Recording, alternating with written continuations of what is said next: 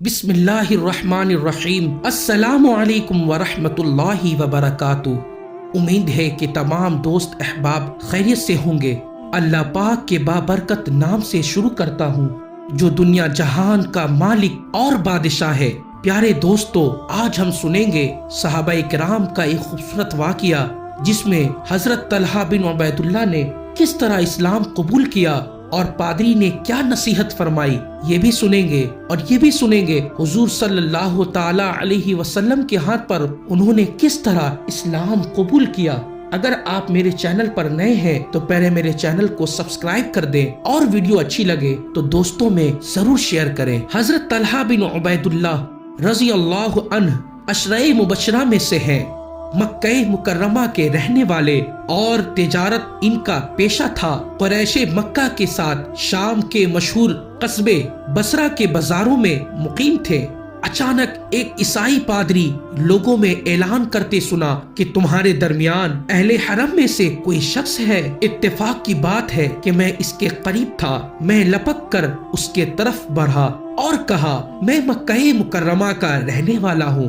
پادری نے کہا، کیا تمہارے یہاں احمد نامی کوئی شخص ہے؟ میں نے کہا، کون احمد؟ وہ کہنے لگا، احمد بن عبداللہ بن عبد المطلب، وہ شہرت کا حامل ہے، وہ آخری نبی ہے، وہ مکہ کا رہنے والا ہے اور وہاں سے ہجرت کرے گا اور کالے پتھروں کے سرزمین پر جائے گا جہاں کھجوروں کے باغات بکثرت ہے۔ تو اے نوجوان، میں تمہیں نصیحت کرتا ہوں، اس کی دعوت قبول کرنے میں دوسرے تم پر شفقت نہ لے جائیں۔ حضرت طلحہ بن عبید اللہ کہتے ہیں کہ اس پادری کی بات نے میرے دل میں گھر کر گئی اور میں اپنے اونٹ کی طرف گیا اور اوپر پلان رکھا، ساز و سامان لادا اور واپس اپنے وطن کی طرف روانہ ہو گیا۔ میرے ہمراہ میرے قوم کے کافی لوگ تھے۔ ہمارا قافلہ جلد ہی مکہ پہنچ گیا۔ گھر پہنچتے ہی میں اپنے گھر والوں سے پوچھا، ہمارے سفر کے درمیان یہاں کوئی خاص واقعہ تو نہیں ہو گیا؟ انہوں نے کہا،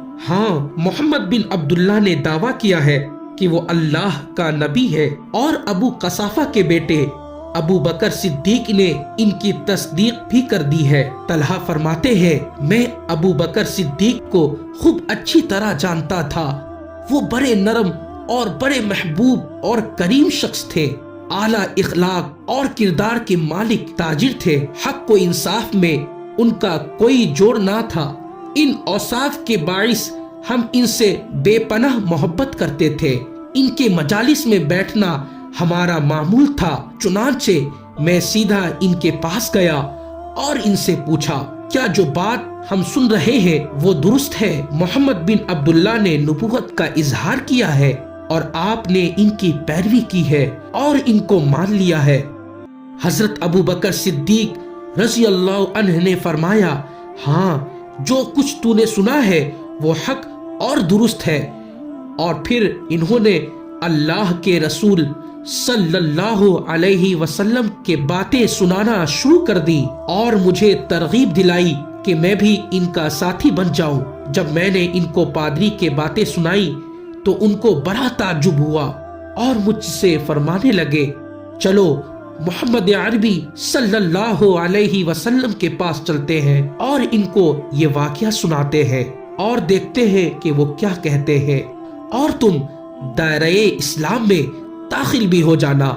طلحہ کہتے ہیں کہ میں حضرت ابو بکر صدیق رضی اللہ عنہ کے ساتھ تاجدار کائنات صلی اللہ علیہ وسلم کے بارگاہ میں حاضر ہوا۔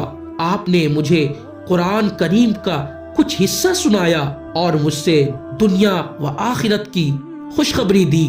اللہ تعالیٰ نے میرے سینے کو اسلام کی دعوت سے کھول دیا۔ پھر جب میں نے سرور عالم صلی اللہ علیہ وسلم کو بصرہ کے پادری کا واقعہ سنایا اور آپ اس سے بہت خوش ہوئے، جس کے آثار آپ کے چہرے مقدس پر نمایاں تھے۔ پھر میں نے آپ کے دست حق پر کلمہ شہادت پڑھ لیا۔ اسی طرح میں حضرت ابو بکر صدیق رضی اللہ عنہ کے ذریعے اسلام لانے والا چوتھا آدمی تھا۔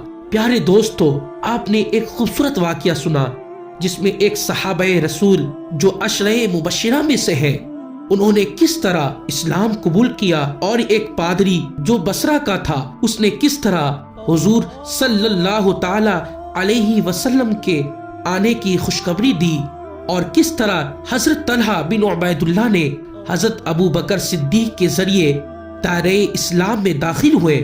پیارے دوستو، ہمیں بھی چاہیے کہ ہمیں صحابہ کرام صلی اللہ تعالی علیہ وسلم کے راستے پر چلے، اور حضرت ابو بکر صدیق جیسے عظیم پیشوا جو حضور صلی اللہ تعالی علیہ وسلم کے غار یار بھی ہے، ان کے بتائے ہوئے راستے پر چلے اور حضور سے سچی محبت کرے اور اس کا اظہار بھی کرے، اور اپنے دوستوں میں یہ بتائیں کہ ہمارے نبی کیسے تھے، ہمیں نبی سے کس طرح محبت کرنی چاہیے، اس کا سلیقہ سکھائیں۔ اللہ ہمیں نبی کے سنت پر عمل کر کے زندگی بسر کرنے والوں میں شامل عطا فرمائے، آمین۔